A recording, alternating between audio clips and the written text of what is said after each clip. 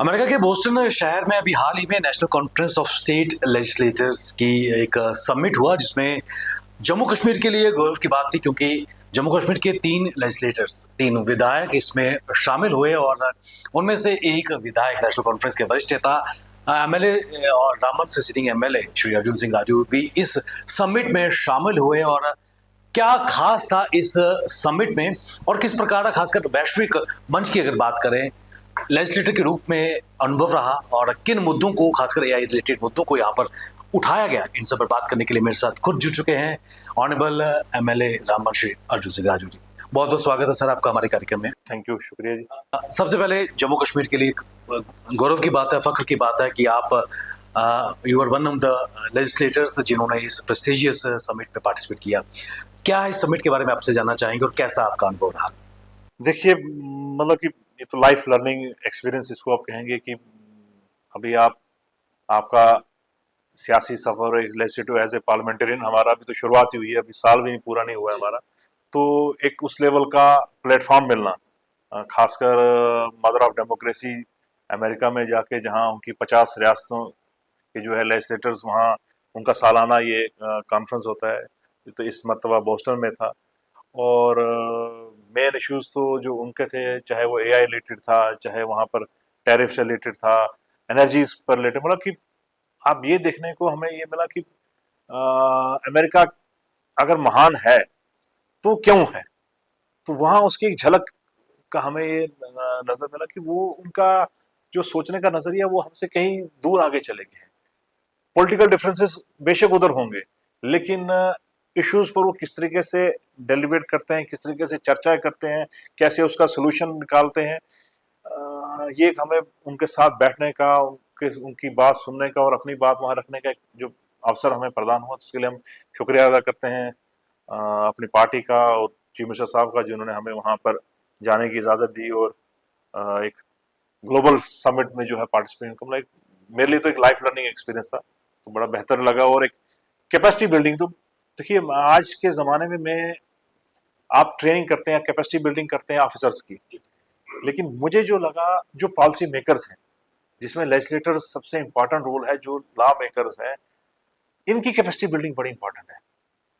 क्योंकि मैं ये नहीं कहूँगा कि कोई मैं काबिल हूँ या हमें क्या जरूरत है, लेकिन आप जिस तरीके का बदलता ज़माना है, डायनेमिक्स बदल रहे हैं, लेजिस्लेटर्स के पास डिफरेंट डिफरेंट चैलेंजेस आ रहे हैं। क्योंकि पुराना ज़माना था, वहाँ उस वक्त आपका एक लेजिस्लेटर का बड़ा लिमिटेड सा रोल हुआ करता था।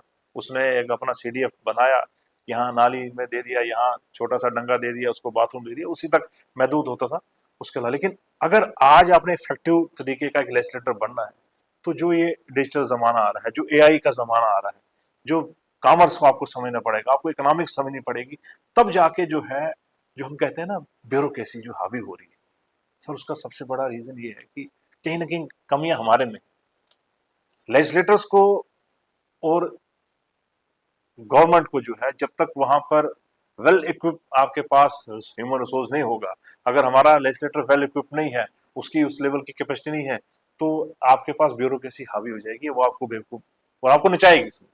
जो मेरा जो पर्सन मैंने देखा, हिंदुस्तान से 120-30 लेजिस्लेटर वहां थे, और सबके साथ मेरा जब बातचीत करता, मैं क्या है वहाँ क्या चला, चाहे वो यूपी हो, चाहे राजस्थान, मध्य प्रदेश, हिमाचल प्रदेश, सबका ये कहना, जनाब हमको तो कोई हमारा रोल ही नहीं रहा है, सारा कोई ब्यूरोक्रेट चला रहे हैं।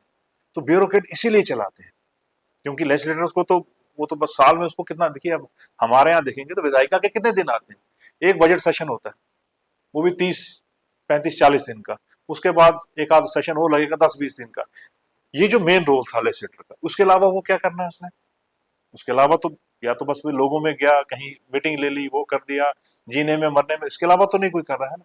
लेकिन वो चीजें नहीं है ना, उसको 24/7 अगर रहना है, और तो तब जाके उसको ये चीजें देखनी पड़ेगी। तो हमारा तो यही मानना है कि इस तरीके के प्रोग्राम्स नेशनल लेवल पर भी होने चाहिए, इस तरीके की कैपेसिटी बिल्डिंग जो है वो नेशनल लेवल पर भी होंगे, ताकि एक लेजिस्लेटर को समझ आ सके कि मैंने करना क्या है, वो अफसरों पर डिपेंड नहीं होगा, ताकि उसको कोई अफसर बेवकूफ ना बना सके। तो ये एक जो मेरा, सॉरी टू से, ऐसा नहीं है कि हम ब्यूरोक्रेसी को वो करते हैं, लेकिन ये आज एक रियलिटी बन चुकी है। चुनौती का आपने जिक्र किया कि कहीं ना कहीं जो लेजिस्लेटर है उसको अपने आप को समय के साथ अपडेट करने की आवश्यकता है, उसके पेरिफेरी में परिदृश्य में क्या हो रहा है उसको उसको ग्रास्प करने की आवश्यकता है। ऐसे में जिस तरह आपने कहा कि एक इम्पॉर्टेंट समिट ये पूरा अंतर्राष्ट्रीय स्तर का रहता है, भारत से भी 100 से ज़्यादा वहाँ पर लेजिस्लेटिव ने पार्टिसिपेट किया। किस प्रकार आपने न केवल जम्मू कश्मीर और यहाँ की चीज़ों को आपने उजागर भी किया और जो अंतर्राष्ट्रीय मंच की कई चीज़ें थी, वैश्विक चुनौतियाँ हैं, उनको भी ग्रास्प किया? देखिए, दुनिया को अमेरिका चलाता है, इसमें कोई सुपर पावर है। आज उसने टैरिफ ट्रंप ने 25% किया, फिर 50% कर दिया।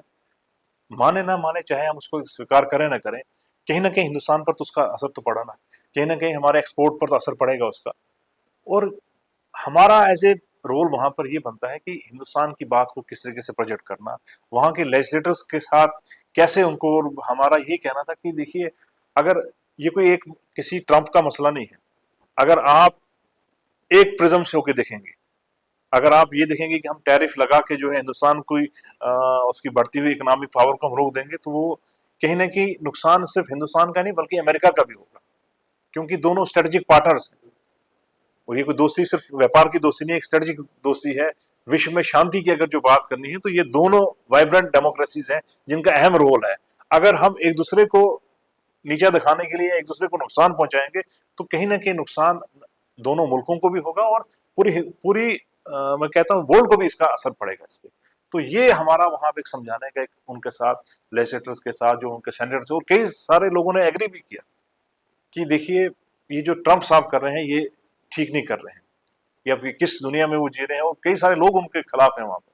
मतलब वो जीते हैं, हम उनको ऐसा अनादर नहीं करेंगे क्योंकि उनके देश से हम हो गए हैं, लेकिन मुझे मैक्सिमम जो उनके सेनेटर्स थे, आप उनका हाल देखिएगा, अभी कांग्रेस के इलेक्शन होने हैं यहाँ पर भी, मुझे लगता है नेक्स्ट ईयर शायद होंगे, वहां पर उसका हाल आपको लग जाएगा कि लोग अब उसका इंटरनल प्रेशर ट्रंप साहब पर इतना है, क्योंकि वहां भी आप देखेंगे गरीबी उधर भी है, अनएम्प्लॉयमेंट उधर भी है। तो जो इंटरनल प्रेशर है वो उसको कहीं ना कहीं वो टैरिफ के जरिए वो दिखाना चाहते हैं। और सबसे बड़ा जो था कि हिंदुस्तान ने अपने एग्रीकल्चर की बात करें, वो जो जिस पर वो कहते हैं फ्री ट्रेड कीजिए, ये मेन इशू वहां से था। तो उसको अपना वो दबाव बनाने के लिए एक प्रेशर टैक्टिक्स है हिंदुस्तान के ऊपर। और मुझे लगता है हिंदुस्तान एक सावरन खुद मुख्तार मुल्क है, तो वो ट्रंप साहब के इस जो है वो उस पर नीचे नहीं आने वाला है। बाकी चीजें, कई सारी चीजें सीखने वाली हैं अमेरिका में। अर्जुन जी, वहाँ के जो सेनेटर थे या बाकी देशों से जो सेनेटर जो आए थे, लेजिस्लेटर आए थे, उनका क्या एक रद्द अमल था, खासकर भारत और जम्मू कश्मीर को लेकर एक नजरिया क्या था? देखिए, जम्मू कश्मीर के लिए मतलब कि हम ये कहेंगे कि हिंदुस्तान को तो एक बड़े आदर भाव से देखा जाता है, लेकिन जहां तक जम्मू कश्मीर की बात है तो खासकर वो ज्यादा कश्मीर को ही वहां पर लोग पहचानते हैं। वो भी इसलिए कि वहाँ ये वो इस तरीके के वारका होते रहते हैं वहां पर, टेररिज्म से रिलेटेड ये वो। लेकिन कहीं ना कहीं उनका नजरिया जो है वो हिंदुस्तान के लिए एक पॉजिटिव नजरिया रहा। लेकिन एक ही चीज की बात वहां जो खासकर हमें वहां की बिजनेस कम्युनिटी से भी देखा कि भाई आखिर आप हिंदुस्तान में जो चीज वहां हमको महसूस हुई, वहां पर बड़े बड़े उनके बिजनेसमैन भी थे, उनका ये कहना है कि आपके यहाँ अभी भी उस लेवल का रिफॉर्म नहीं हुआ है, आपके यहाँ अभी भी उस लेवल का फ्रीडम नहीं है जो चीज जहां होनी चाहिए। जैसे अमेरिका में अगर कोई बिजनेस स्टैब्लिश करना है तो वहां जिसको कहते हैं ना less governance, minimum government interference, यहाँ पर जो है कोई भी चीज स्टैब्लिश करनी होती है, ओ इंडिया, हमारे हिंदुस्तान के सारे जो वहाँ काफी सारे लोग जिनको राम रेड्डी साहब से हमारी सुध प्रकाश जी हैं, वो इंडियन काउंसिल के वहाँ के कोई प्रेसिडेंट थे, उनका क्या यार हिंदुस्तान में यार पैसा लगाना यार, नो नो, इतनी मुसीबतें उधर यार, एक अफसर वो अफसर, तो वो चीजें हमको दुरुस्त करनी पड़ेगी। भाई ये एक impression India as a economic growth कर रहा है, लेकिन उसका इम्प्रेशन वहां काम करना इतना, लोग कहते हैं इतना आसान नहीं। तो हमें अपनी हमारी सरकार को, हम भी सरकार को सुझाव रखेंगे, चाहे वो सेंट्रल गवर्नमेंट हो, स्टेट गवर्नमेंट हो, कि अगर आपने बाहरी इन्वेस्टर्स को यहाँ लाना है तो सबसे पहले जो है यहाँ का अपना जो इंटरनल जो ढांचा है, जो इंटरनल जो स्ट्रक्चर है हमारा, उसको जो ब्यूरोक्रेट जिस तरीके से वो यहाँ पर निचोड़ा जाता है ना, कोई एक अगर आपने देख लिया कोई आपके पास कोई बड़ा अच्छा कोई इन्वेस्टर आ रहा है, तो यहाँ हमारी पहली, चाहे वो राजनेता हो चाहे वो ब्यूरोक्रेट हो, उनकी नजर ये होती है किस तरीके से इसको निचोड़ा जाए, किस तरीके से इसको फंसाया जाए ताकि ये फंसे, हमको कमीशन खोरी दे और फिर जाके हम इसकी काम करें। तो वो जो एक ये एक थोड़ा सा वहां पर नेगेटिव इमेज है, इस पर हमें काम करने की जरूरत है सर। चलते चलते बिल्कुल अंत में, क्या इस तरह के समिट्स, क्योंकि एक आई ओपनिंग समिट जिस तरह आपने खुद माना है अंतर्राष्ट्रीय लेवल पे, क्या राष्ट्रीय स्तर पर भी इस तरह के एक्सचेंज होने जरूरी है? बहुत जरूरी सर, बहुत ही इम्पोर्टेंट है, क्योंकि मैंने कहा ना, हिंदुस्तान को चला रहा है उसकी सियासत, लेकिन हम एक दूसरे के साथ हमारा कोई राब्ता ही नहीं है। जम्मू कश्मीर का वैसी बेहतरीन चीजें, ऐसे अच्छे प्रोग्राम जो है, आप केरला का मॉडल लेंगे। केरला की मैं बात यहाँ बड़ा इंपॉर्टेंट करना चाहूंगा। केरला ने, चाहे वो पावर सेक्टर में हो चाहे वो हेल्थ सेक्टर में हो, केरला नर्स प्रोड्यूस करने की वो एक किस्म से वो फैक्ट्री है वहां पर। तो हेल्थ सेक्टर में उसके पास कोई बहुत बड़ा इंडस्ट्रीज नहीं है, लेकिन उसका हेल्थ जो निज़ाम ऐसा, हम वहां से सीख सकते हैं।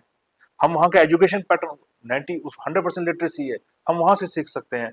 आपका केरला में सोलर देखेंगे, सबसे इंपॉर्टेंट जो है इस वक्त गुजरात और आपका राजस्थान के बाद केरला काम कर रहा है। तो कई सारी चीजें हम एक दूसरे के मॉडल को यहाँ पर एक्सेप्ट कर सकते हैं। यही देश, मैंने वही कहा ना कि ईगो वाली कोई बात नहीं है। अगर कोई चीज यूपी में अच्छी है तो उसको हम यहाँ इंप्लीमेंट कर सकते हैं।